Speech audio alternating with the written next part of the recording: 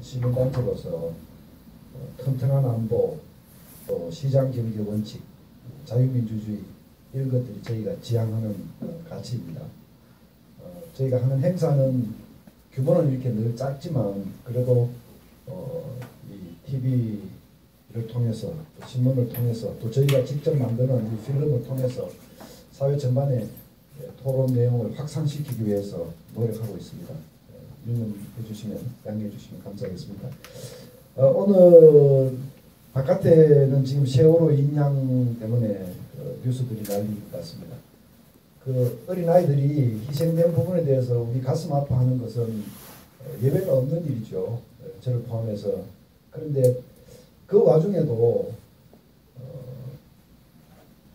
나라를 지키기 위해서 싸우다가 또는 훈련을 받다가 돌아가신 우리 장병들에 비해서 15배 이상 보상금을 받고 수학여행을 가다가 결국은 희생된 아이들인데 이건 옳지 않다. 이렇게 말하는 원로가 없습니다. 이렇게 지적하는 원로가 없습니다. 이게 오늘 우리 한국의 현 상황을 그대로 나타내는 거라고 생각합니다. 오늘 물론 다룰 의제는 사드 문제입니다만은 사드 문제도 비슷하게 많은 것들이 왜곡된 이 상황에서 우리라도 정론을 제기해야 되겠다라는 생각에서 이 행사를 만들었고, 이 행사의 취지는 이겁니다. 중국이 그동안 부당한 주장을 많이 해왔다는 것은 다 익히다 여러분들이 알고 계시는 사실입니다만은 우리 한국이 너무 지금까지 대응을 하지 않고 참기만 했고 양보만 했고 과연 그게 능사인가 라는 의문을 던지지 않을 수가 없고, 우리 다 한중관계, 건전한 한중관계 발전을 원하는 사람입니다. 그만큼 중국이 중요하다는 사실도 알고 있고요. 그러나 이렇게 일방적으로 매를 맞고 참기만 하는 것이 향후 한중관계에 과연 좋은 일인가 하는 것을 생각해 보지 않을 수가 없고요. 그 다음에 두 번째 문제, 이게 사실 오늘 우리 행사의 핵심적인 주제가 되겠습니다만은, 과연 미국은 이 문제에 대해서 강 건너 불 보듯 그냥 구경만 하고 있을 문제인가?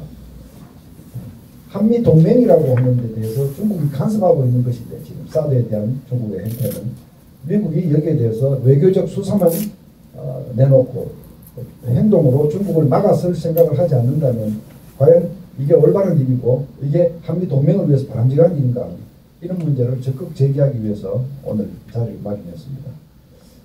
이런 주제로 제가 발표를 하고 그리고 세 분 전문가님들을 모셨습니다. 오늘 모신 세 분 토론자들은 토론 발표 구분이 없습니다. 다 발표자들이십니다. 한국에서 굉장히 저명하신 분들인데요. 우리 오른쪽에 이충건 박사님 잘 아실 겁니다. 한국해양전략연구소에 오랫동안 재직을 하고 계셨고 또 외교 안보 쪽에 탁월한 학견을 가지신 분이십니다. 그리고 또 우리 중간에 모신 장광일 장군님 국방부 정책실장을 역임하셨고 지금은 동양대학교 계십니다만은 안보 정책 전반에 대해서 탁견을 가지고 계시는 전문가이시고요. 이따가 오실 우리 이상현 박사님도 안보 전문가, 외교 전문가, 미국 전문가이시죠. 세종연구소에 계시고요. 세 분 훌륭한 토론을 기대하도록 하겠습니다. 그러면 오늘 별도 사회가 없기 때문에 제가 그냥 발표를 시작하도록 하겠습니다.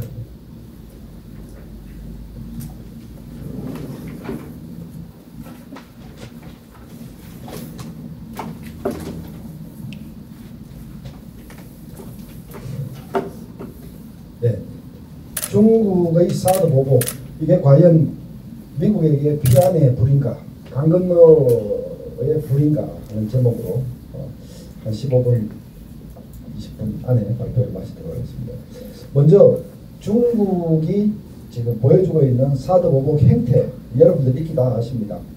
맨 처음에는 한한령에서 시작을 했습니다. 지금은 금한령으로 확대가 됐죠.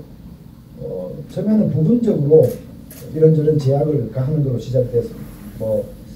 한국 TV 스타들의 중국 TV 출연 금지, 또 한류 행사 취소, 이런 식으로 시작을 하다가 이제는 롯데 죽이기, 한국 상품 불매운동, 지난 3월 초에 제가 상하이에서 역시 이 문제로 중국 전문가들하고 사드 관련해서 회의를 하고 있었습니다만, 그때는 현장에서 들리는 소리가 한국 자동차에 벽돌 세대가 날아들고 있다. 태극기를 발바닥에 놓고 짓밟고 다니는 행사를 하고 있다. 중국 식당에서는 한국인과 개는 출입 금지다. 이게 지금 이렇게까지 검한 용어로 번지고 있는, 이게 오늘날 중국이 보여주고 있는 행태입니다. 뭐 여러분 다 잘 아실 것 같고요. 근데 중국 일각에서 자성론이 있다는 것도 알고 있습니다. 이번 정협에서 어떤 사람이 차진보라고 하는 그 상무위원이 자성론을 내놓기도 했습니다. 경제 문제하고 안보 문제는 분리해야 한다. 한국에 대해서 이렇게 일방적으로 경제 제재를 취하는 것은 중국을 위해서도 바람직하지 않다. 이 지나친 민족주의는 양날의 칼이다. 뭐 이런 언급들을 했어요. 그러나 이건 뭐 소수의 목소리일 뿐이고요. 중국이라고 하는 나라의 정치 체제를 보시면 뭐 한눈에 알 수 있는 겁니다. 중국은 여전히 이 공산당 일당 체제의 국가이고요. 정부에 대해서 반대하는 의견을 내놓거나 그런 글을 쓸 수 있는 여론도 없고 언론도 없습니다. 그러니까 정부가 뭘 한번 시키면 다 일사곤란하게 이루어지는 나라이기 때문에 온갖 생각으로 찢어지고 갈라지고 분열되어 있는 한국 사회하고 비교를 하면요, 양국 간의 언론 전쟁, 여론 전쟁에서 한국이 이길 수 있는 가능성은 단 1%도 없습니다.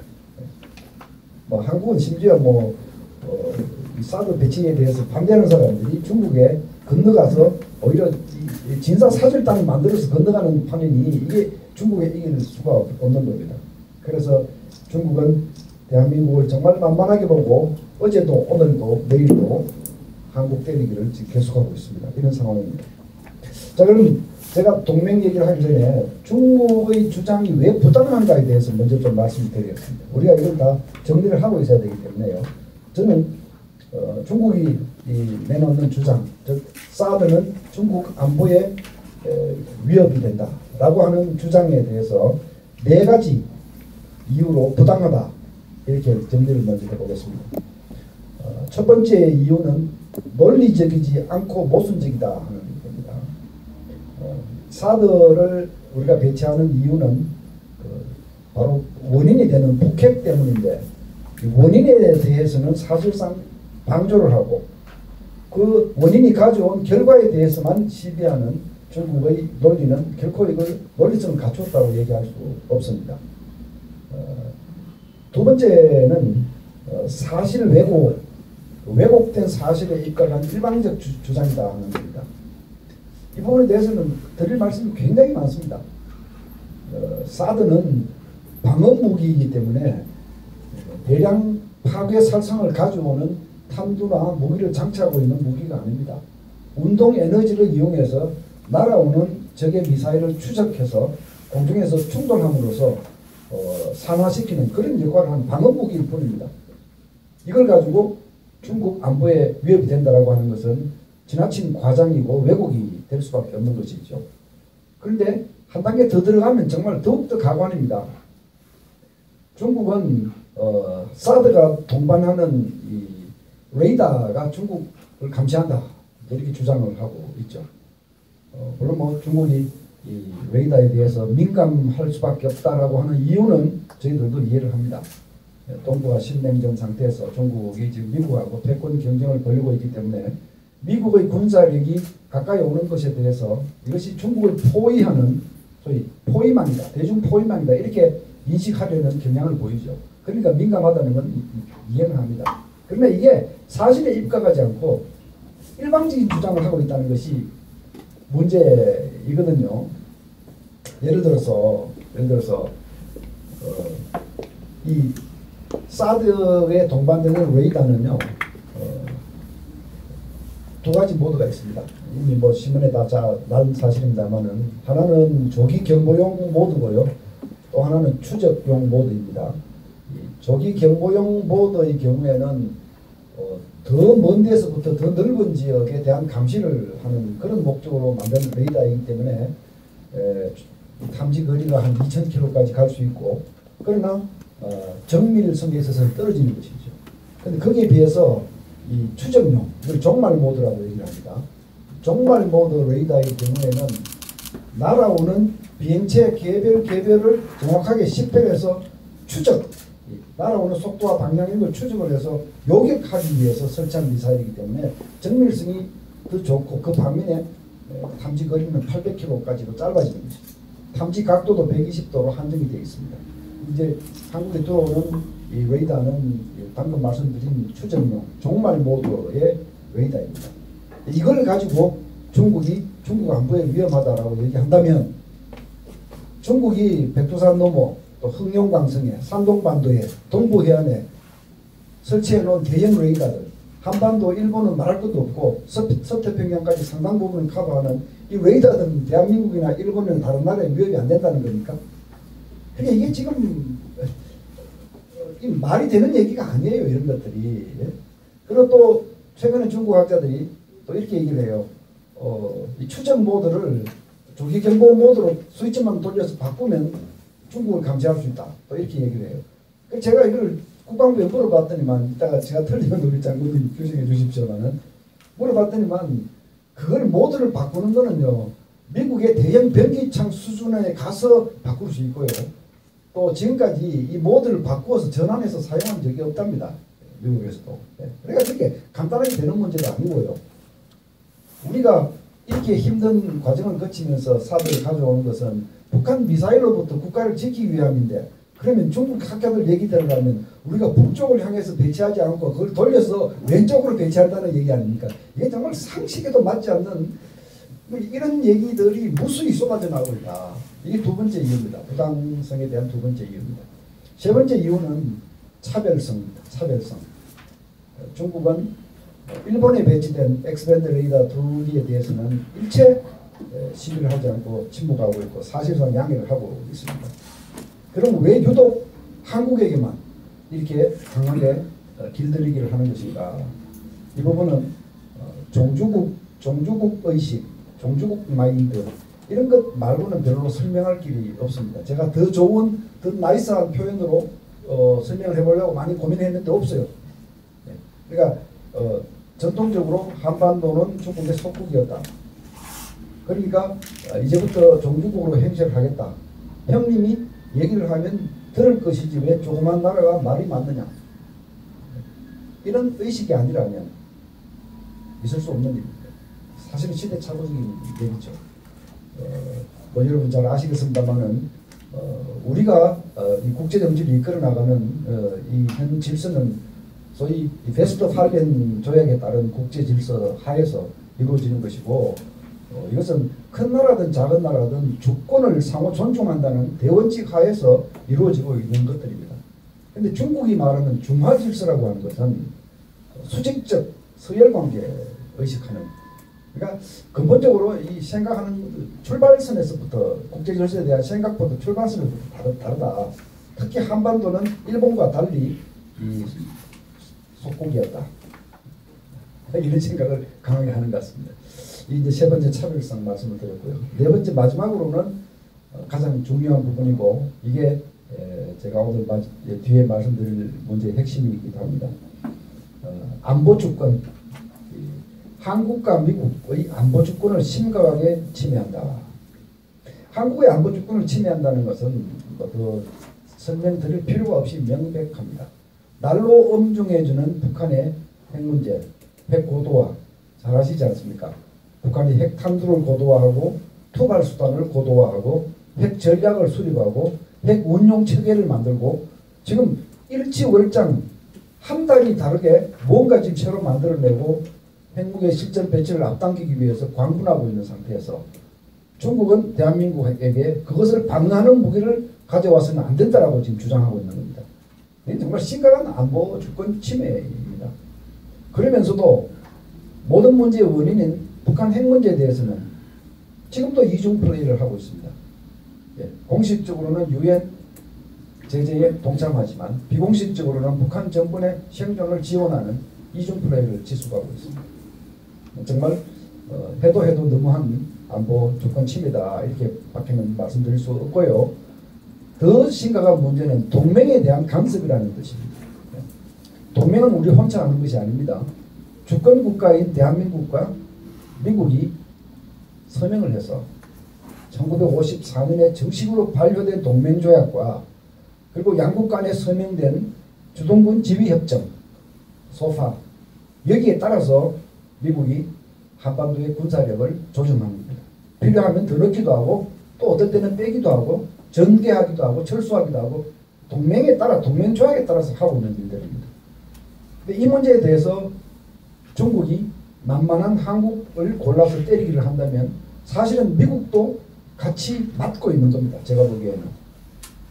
만약 미국이 이 한미 동맹 운용에 이런 식으로 어느 일방을 골라서 때리기를 하는데 미국이 여기에 이것을 방관한다면 우리는 미국한테 묻지 않을 수가 없습니다. 다른 동맹도 이렇게 할 거냐? 다른 동맹도 이렇게 할 거냐? 그렇다면 앞으로 전 세계에 걸쳐 있는 미국의 동맹들을 어떻게 운영할 거냐? 이 질문을 지금 드리고 싶은 겁니다. 그래서 제가 그 질문을 던진 질문에 대해서 보완 설명을 드리기 위해서 유럽의 사례를 잠깐 말씀드리려고 합니다. 미국이 유럽에 미사일 방어 체계를 들여놓고 있는 것 다 알고 계시는 사실입니다. 이미 1912년에 터키에 레이더를 배치했고 스페인에 이지스함대를 배치했고 2016년 작년에 루마니아에 미사일 방어 기지를 가동을 했고요. 폴란드에 지금 또 다른 기지를 건설 중에 있고요. 그리고 이것들을 다 총체적으로 지휘 통제하는 지휘 통제 센터를 독일에 건립할 계획을 가지고 있습니다.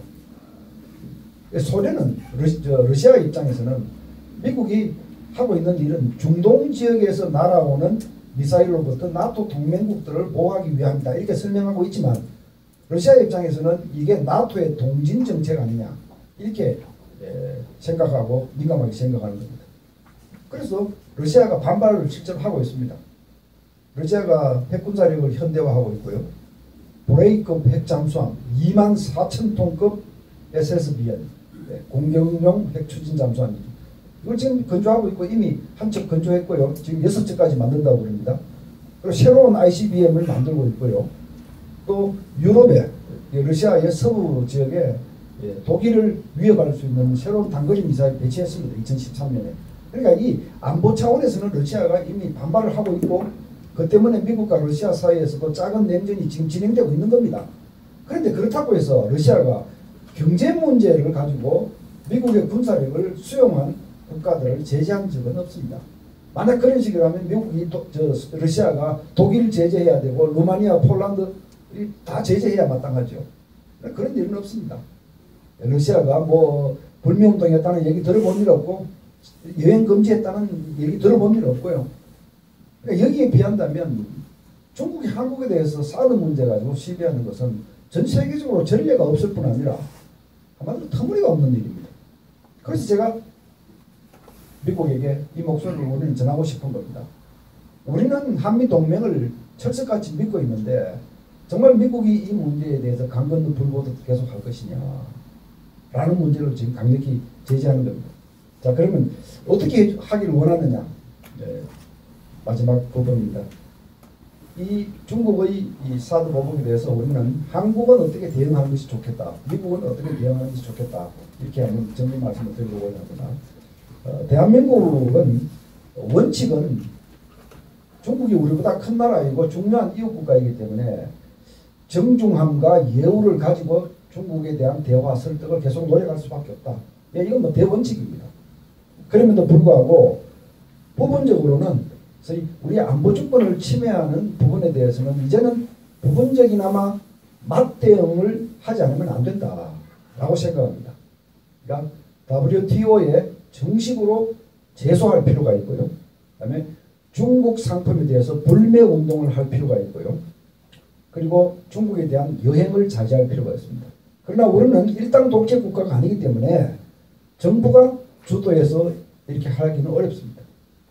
그때 해야 되는 이 역할을 누가 해야 될 것 같습니다. 시민단체 아니겠습니까? 네. 시민단체들이 이 역할을 해야 하고 언론이 이 역할을 받아주어야 하고 그리고 우리 국민은 민주주의적 성숙함으로 이건 이렇게 해야 대한민국이 살아남는구나 이런 성숙함을 발휘해 줘야 합니다. 네. 이 부분은요 이렇게 하면 중국이 더 화를 낼 수 있다 이렇게 우려하시는 분들이 계실 텐데 저 역시 한중 관계를 건전하게 가꾸어 가고 싶은 사람입니다.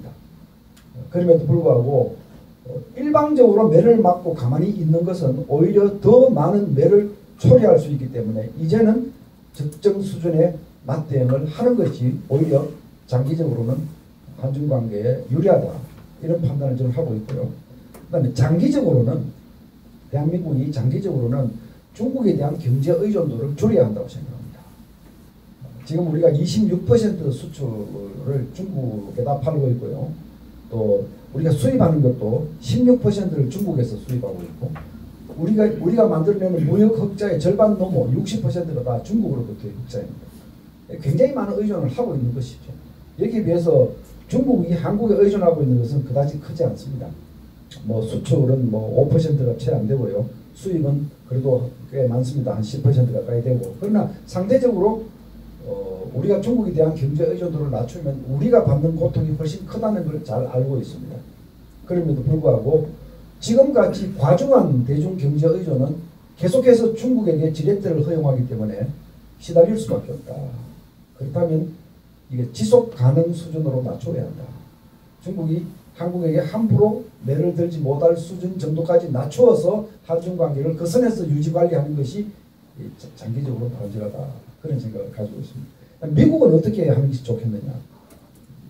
미국은 지금까지도 틸러슨 국무장관이 몇 차례 얘기했습니다. 중국의 이 한국 때리기는 불합리하다, 부적절하다 이렇게 말을 했고 이번에 18일 날 중국을 방문해서도 한국을 욱박지르지 말라고 이제 얘기를 했습니다.